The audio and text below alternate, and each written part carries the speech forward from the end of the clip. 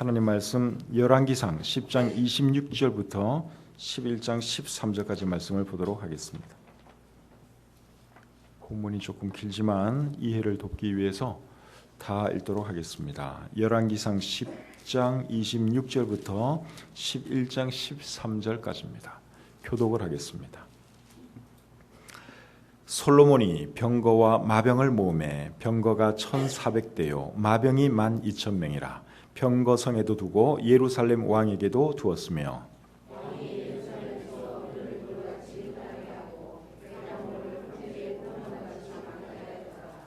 솔로몬의 말들은 애굽에서 들여왔으니 왕의 상인들이 값주고 산 것이며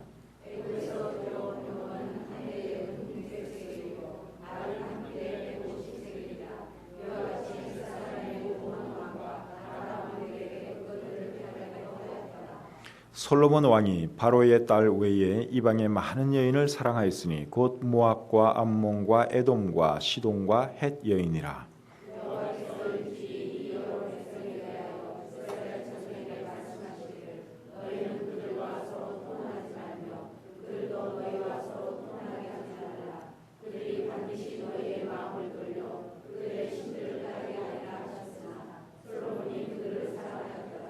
왕은 후궁이 700명이요 첩이 300명이라. 그의 여인들이 왕의 마음을 돌아서게 하였더라.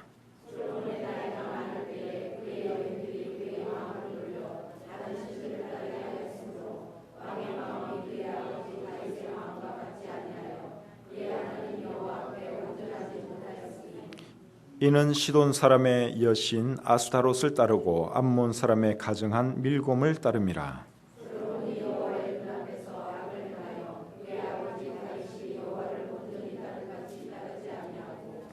모압에 가증한 그모스를 위하여 예루살렘 앞 산에 산당을 지었고 또 암몬 자손의 가증한 몰록을 위하여 그와 같이 하였으며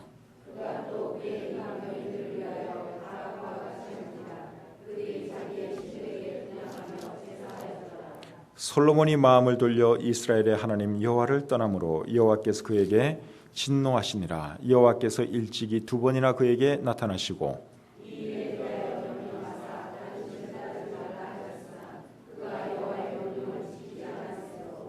여호와께서 솔로몬에게 말씀하시되 내게 이러한 일이 있었고 또 내가 내 언약과 내가 네게 명령한 법도를 지키지 아니하였으니 내가 반드시 이 나라를 내게서 빼앗아 네 신하에게 주리라.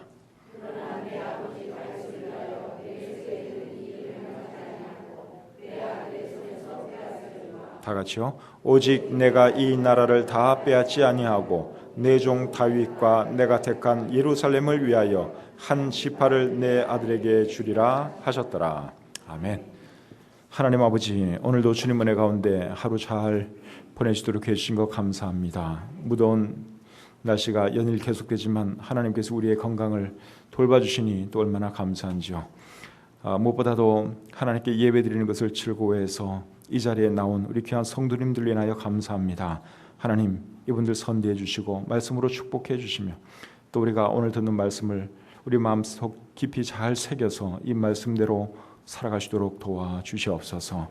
또 이 시간 부득불 함께하지 못하는 우리 연약한 지체들 있습니다. 또 특별히 우리 김승택 집사님 이제 또 곧 눈 수술을 하게 될 터인데 하나님께서 모든 과정에 함께해 주시고 수술이 성공적으로 잘 되어서 참 아무 이상 없이 또 건강한 눈을 회복할 수 있도록 도와주시옵소서. 또 권태남 형제님도 입원 중에 있습니다. 연약한 부분 하나님께서 어루만져 주셔서 또 속히 또 퇴원하고 교회로 가정으로 돌아오시도록 축복해 주시옵소서. 부족한 종의 말씀을 전하겠습니다. 함께해 주시고 오늘 이 말씀이 우리 모두에게 큰 은혜가 되게 해 주시옵소서. 예수님의 이름으로 기도합니다. 아멘. 자리에 앉겠습니다.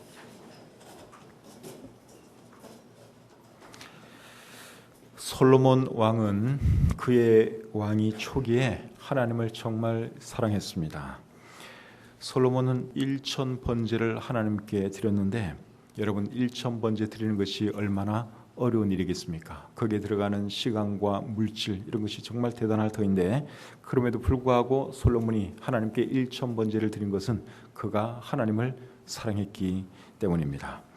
그리고 솔로몬은 성전을 건축해서 하나님께 드리기도 했죠. 성전을 건축하는데 몇 년이 걸렸는가 하면 7년이나 걸렸습니다. 그러니까 엄청난 건축을 한 것입니다.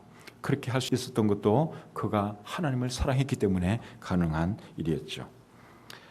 그런데 솔로몬의 후반기 삶은 그렇게 아름답지 못합니다. 신명기 17장 14절부터 17절까지의 말씀을 보면 하나님은 이스라엘 왕이 될 사람은 어떠어떠해야 한다 하는 것을 말씀하는 내용이 기록되어 있습니다. 그런데 솔로몬 왕은 하나님이 하지 말라고 한 것을 다 한 왕이 되고 말았죠. 왕이 될 사람이 하지 말아야 할 일들이 어떤 일인가 하면 크게 세 가지인데, 병마를 많이 두어서는 안 되고, 두 번째는 아내를 많이 두어서는 안 되고, 그리고 세 번째는 은금을 많이 쌓아두면 안 된다고 우리 하나님이 말씀을 하셨어요. 그런데 솔로몬 왕은 하나님이 하지 말라고 한 그 세 가지를 다 한 그러한 사람이 되고 말았습니다. 자, 오늘 이 본문을 우리가 살펴보면서 우리에게 주시는 교훈이 무엇인지 함께 생각해 보기를 원합니다. 먼저 10장 26절부터 29절까지의 말씀을 제가 다시 한번 읽어드리겠습니다. 솔로몬이 병거와 마병을 모으매 병거가 1,400대요 마병이 12,000명이라.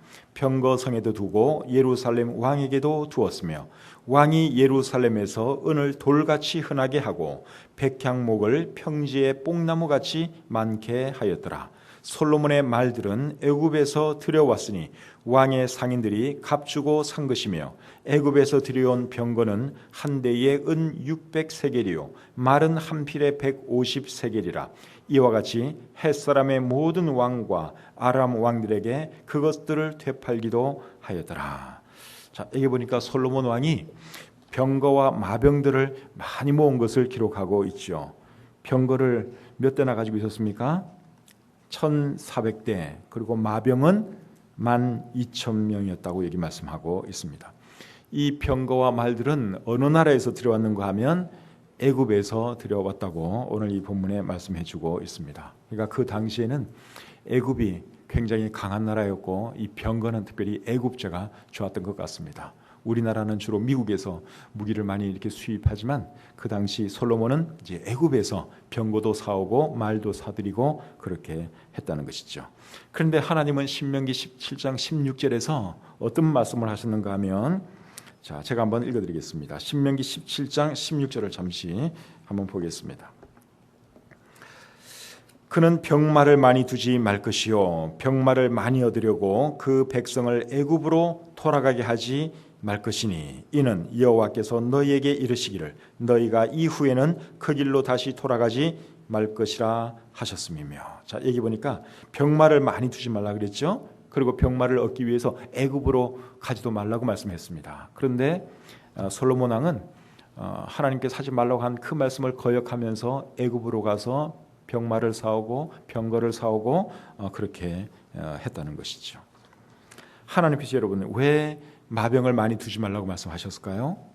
마병을 많이 두다 보면 하나님보다도 마병을 더 의지하게 되겠죠. 그리고 그 마음속에 교만한 마음도 들 것입니다. 야, 우리나라가 이렇게 잘 사는구나. 우리나라의 국방력이 이렇게 튼튼하구나. 참 내가 대단한 일을 했다. 그러면서 교만한 마음이 생기기도 하고, 하나님 의지하는 것이 아니라 자기가 가지고 있는 그 마병을 의지하게 될 것입니다. 그래서 하나님은 마병을 많이 두지 말라 그렇게 말씀하신 것이죠. 그런데 솔로몬은 하나님의 말씀을 거역하고 마병을 많이 두었습니다. 그렇게 함으로 외형적으로는 국력이 강화된 것처럼 보였는지 모르지만 실제적으로는 더 약화되고 말았습니다. 왜냐하면 하나님 말씀을 거역하면 하나님께서 함께 해주십니까? 함께 해주시지 않습니까? 함께 해주시지가 않죠. 하나님 말씀에 잘 순종할 때 하나님께서 함께 해주시고 도와주시는 것이지, 하나님 말씀을 거역하고 아무리 많은 마병을 가지면 뭐 하겠어요? 그는 실제적으로는 전혀 강해지는 것이 아니라는 것입니다. 잠언 21장 31절을 보시면 이런 말씀이 있습니다. 싸울 날을 위하여 마병을 예비하거니와 이김은 여호와께 있느니라. 여러분, 마병이 많다고 전쟁에서 이기는 게 아니죠. 무기가 좋다고 해서 전쟁에서 이기는 것이 아닙니다. 전쟁에서 이기려면 누가 도와주어야 합니까? 하나님이 도와주시죠. 예. 얼마나 좋은 무기를 가지고 있느냐 이게 중요한 것이 아니라 하나님께서 어느 쪽을 도와주시느냐 거기에 따라서 승패는 갈라지게 되어 있습니다. 그런데 솔로몬 왕은 어느 순간부터 하나님보다 마병을 더 의지하기 시작했다는 것입니다. 사랑하는 성도님 여러분, 우리에게는 하나님보다 더 의지하는 어떤 것들이 없을까요?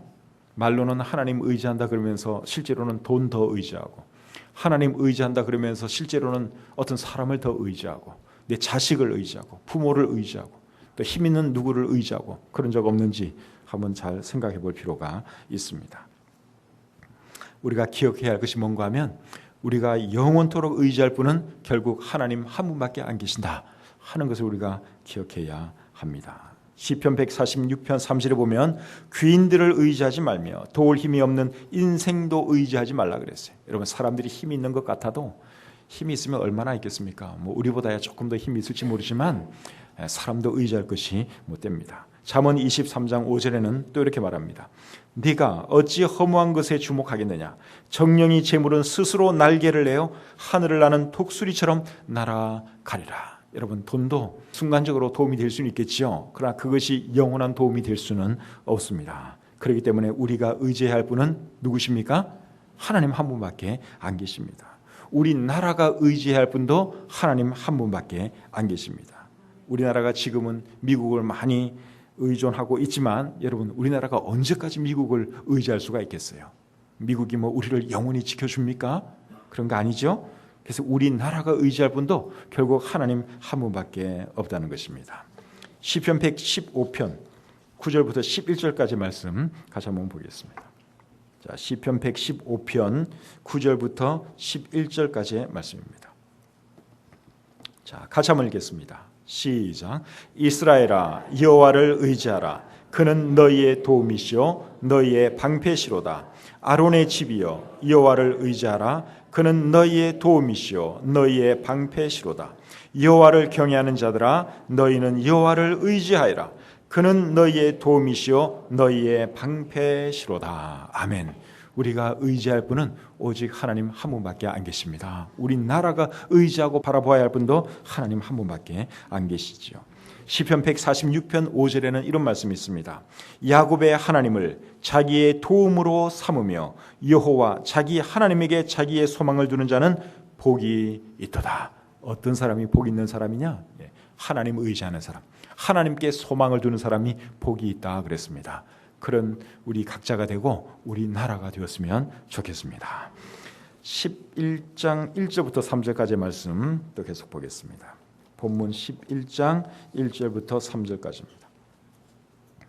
솔로몬 왕이 바로의 딸 외에 이방의 많은 여인을 사랑하였으니 곧 모압과 암몬과 에돔과 시돈과 헷 여인이라. 여호와께서 일찍이 이 여러 백성에 대하여 이스라엘 자손에게 말씀하시기를 너희는 그들과 서로 통혼하지 말며 그들도 너희와 서로 통혼하게 하지 말라.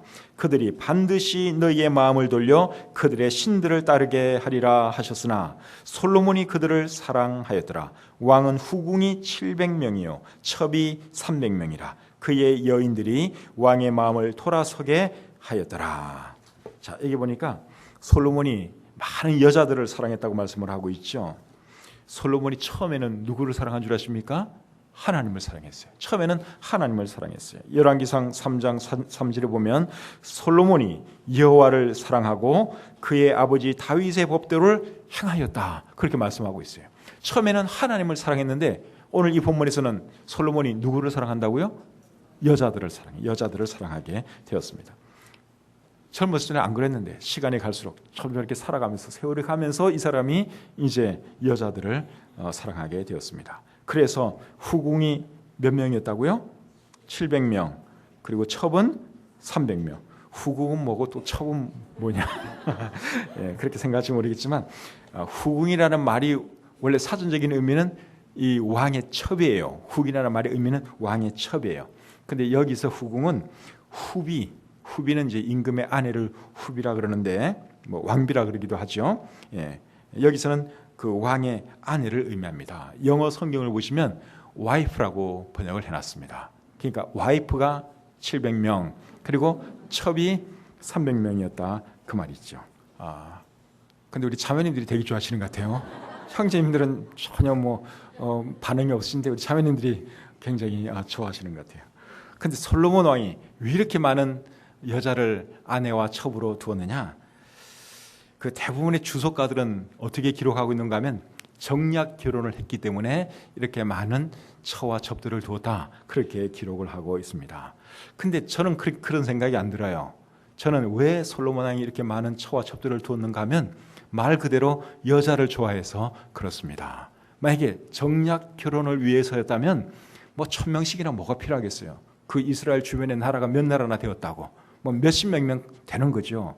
그런데 이렇게 1000명씩이나 여자를 옆에 두었다고 하는 것은 그만큼 솔로몬 왕이 오늘 이 본문이 기록한 대로 여자를 좋아했기 때문에 그런 거예요. 오늘 본문 1절과 2절을 보시면 여인들을 사랑했다는 표현이 나오죠. 그러니까 여자를 정말 좋아한 거예요, 이 솔로몬 왕이. 그런데 우리 하나님은 왕이 될 사람은 어때야 된다고 말씀하고 있죠? 많은 아내를 두어서는 안 된다고 말씀하고 있습니다. 신명기 17장 17절에 그렇게 말씀을 하고 있죠. 자, 신명기 17장 17절 말씀을 제가 읽어드리겠습니다.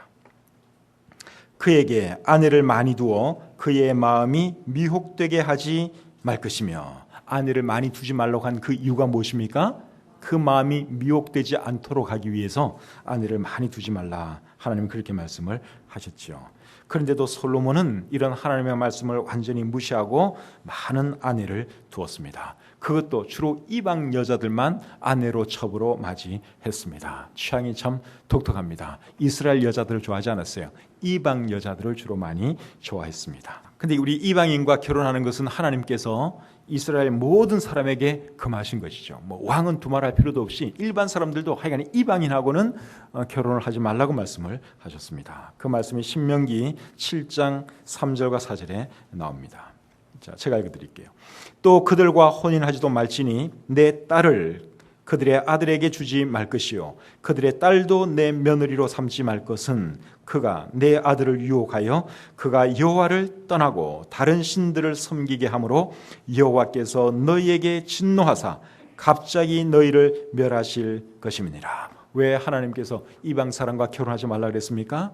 하나님을 떠나 우상을 섬기게 될 가능성이 높기 때문에 이방 사람들과는 결혼하지 말라, 그렇게 말씀을 하신 것이죠.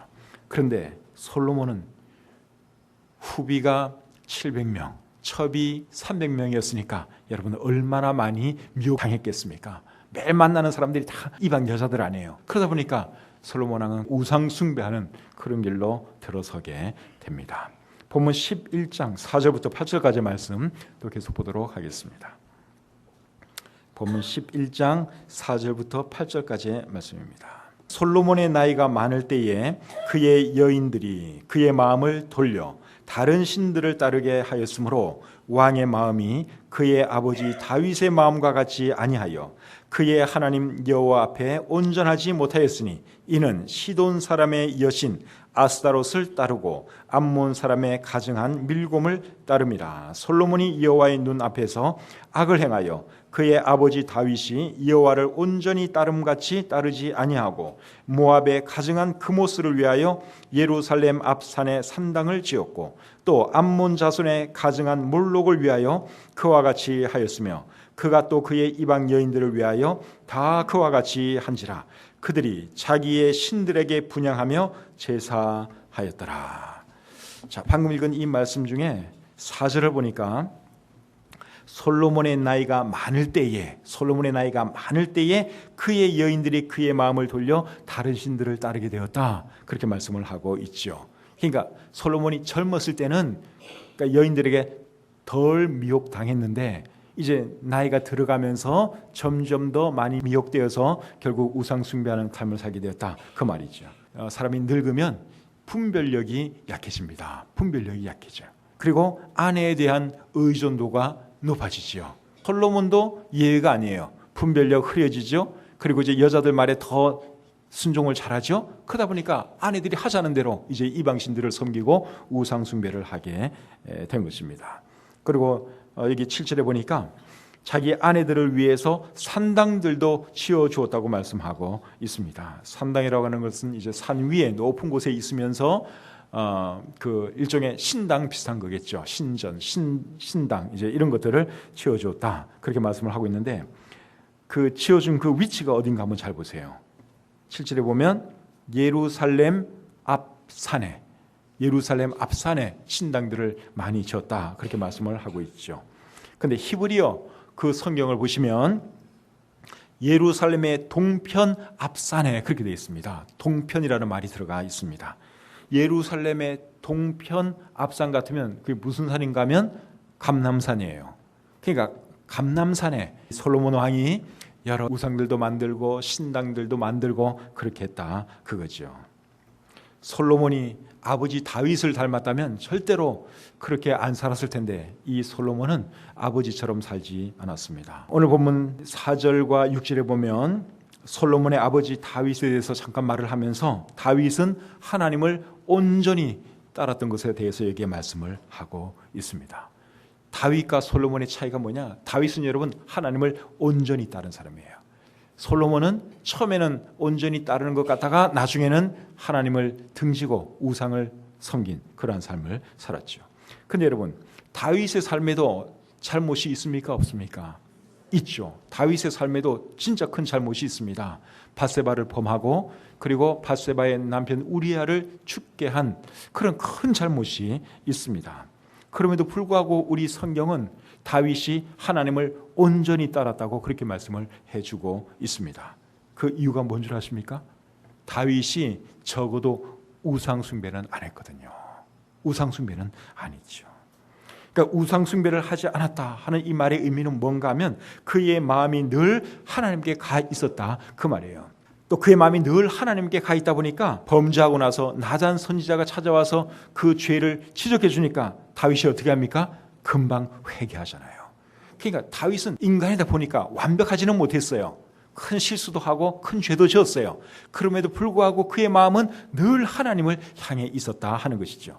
그런데 이 솔로몬 왕은 마음 자체가 하나님으로부터 멀리 떠나 있었다는 것입니다. 사람이 여러분 실수할 수 있고 죄도 지을 수 있어요.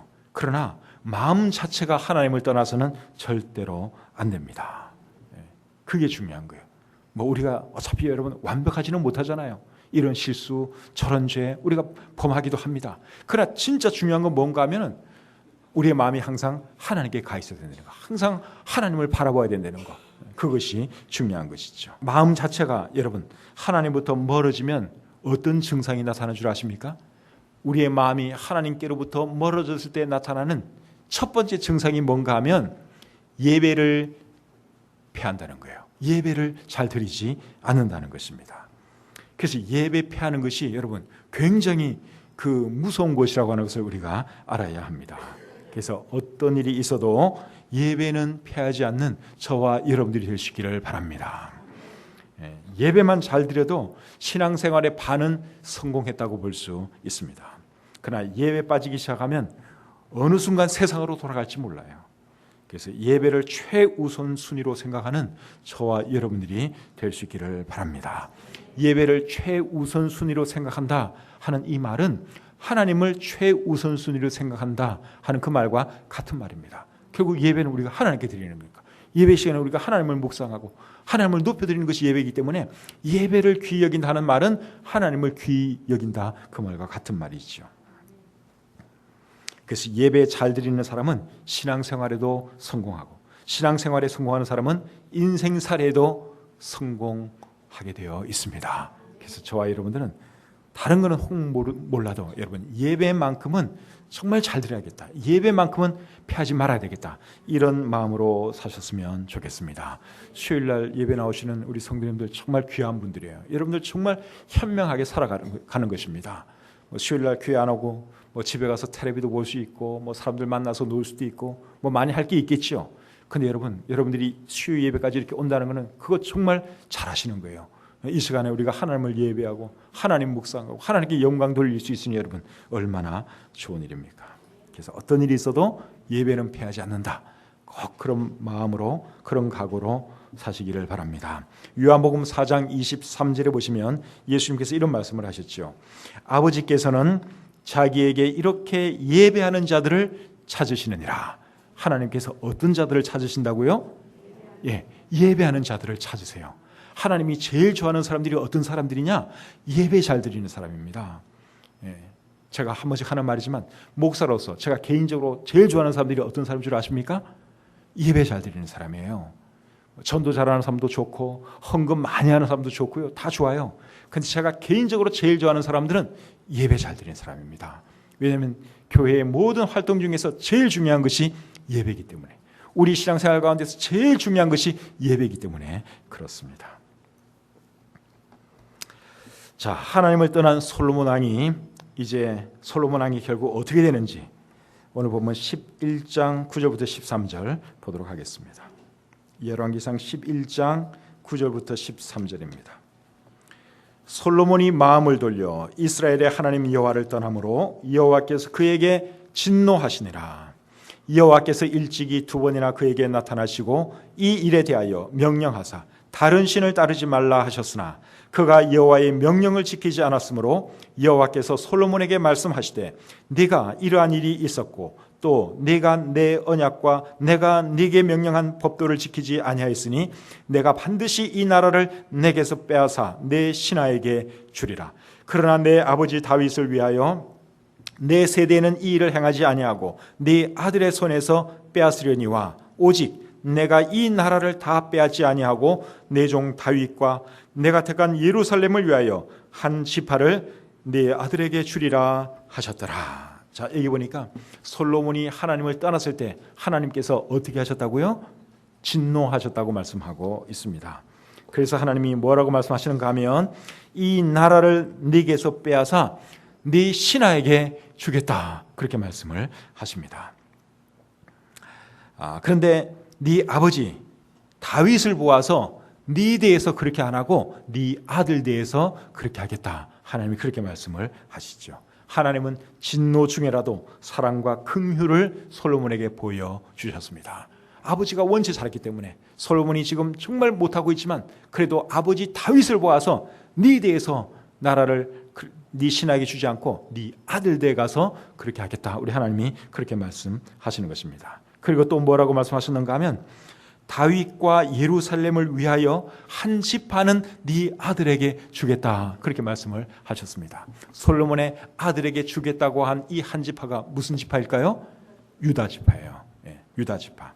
그래서 나중에 나라가 이제 두 쪽으로 갈라지는데 북쪽은 이스라엘이라고 부르고 남쪽은 유다라고 부르죠. 그 유다의 이제 혈통이 계속 다윗의 그 혈통으로 이어지는 나라죠. 이런 거 보면 우리 하나님은 참 신실한 분 아닙니까? 왜냐하면 다윗에게 그 왕위가 계속 이어질 거라고 약속을 해 주셨거든요. 그러니까 한 지파만은 그래도 살려놔서 그 다윗의 그 왕위가 계속 이어지도록 해 주시는 것을 우리가 보게 됩니다. 하나님의 말씀대로 결국 모든 것이 다 이제 이루어지게 되죠. 자세한 내용은 이제 본문 그 이하를 쭉 보시면 우리가 자세한 내용을 볼 수 있습니다. 여러분, 솔로몬의 나라가, 그 강했던 그 나라가 왜 이렇게 불행하게 되었을까요? 솔로몬 왕이 하나님을 버리고 우상 숭배했기 때문에 그렇게 된 것입니다. 솔로몬 왕이 하나님을 끝까지 잘 섬겼더라면 정말 좋을 뻔했는데 너무너무 아쉽습니다. 그래서 우리 하나님은 공의의 하나님이기 때문에 잘못한 일에 대해서는 반드시 심판하시는 분이다 하는 것을 우리가 기억할 필요가 있습니다. 사랑하는 성도님 여러분, 저와 여러분들은 솔로몬의 전철을 밟지 마시고 정말 다윗처럼 하나님 사랑하고 늘 하나님 중심으로 살아가는 그러한 삶을 살아갔으면 좋겠습니다. 자, 근데 이제 솔로몬 왕이 마지막 순간에는 이분이 다시 하나님께로 돌아왔다고 생각이 됩니다. 전도서를 읽어보면 그런 것을 우리가 짐작할 수 있습니다. 그 전도서를 읽어보면 많은 아내를 두었던 이 솔로몬 왕이 아주 흥미로운 말을 하는 것이 여기 기록되어 있는데 전도서 9장 9절 말씀을 한번 보겠습니다. 솔로몬의 아내와 첩들이 전부 1000명이었죠. 그런데 이분이 나중에 전도서를 기록하면서 이런 말을 합니다. 전도서 9장 9절입니다. 자, 같이 한번 읽겠습니다. 시작. 내 헛된 평생의 모든 날 곧 하나님이 해 아래에서 내게 주신 모든 헛된 날에 네가 사랑하는 아내와 함께 즐겁게 살지어다. 그것이 내가 평생의 해 아래에서 수고하고 얻은 내 몫이니라. 아멘. 내 평생의 헛된 날에 네가 사랑하는 아내와 함께 즐겁게 살지어다. 아내들과 함께 살지어다 그렇게 말 안 했고요.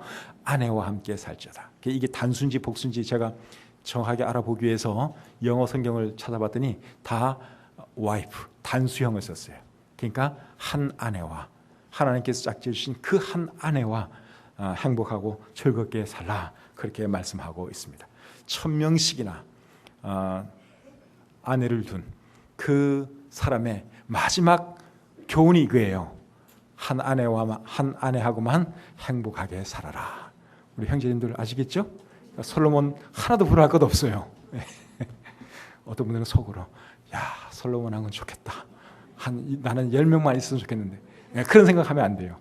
솔로몬의 마지막 충고는 네가 사랑하는 한 아내와 함께 즐겁게 살자다. 이게 솔로몬이 우리에게 주는 마지막 교훈입니다.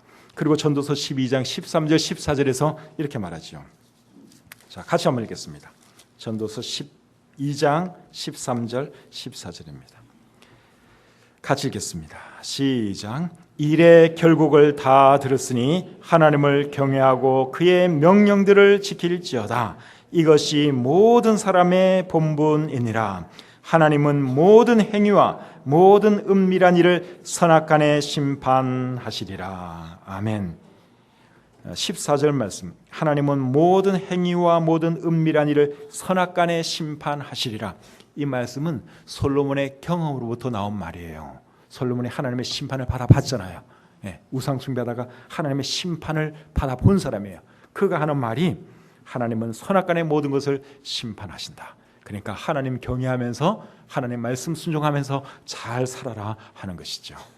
솔로몬이 처음엔 정말 하나님 사랑하고 하나님 잘 섬겼는데 근데 갈수록 참 하나님으로부터 떠나게 된 것이 너무너무 아쉽습니다. 우리는 그런 사람 되지 마시고 처음부터 끝까지 날이 가면 갈수록 더 하나님 사랑하고 더 하나님 잘 섬기는 저와 여러분들이 다 되시기를 우리 주님의 이름으로 축복합니다.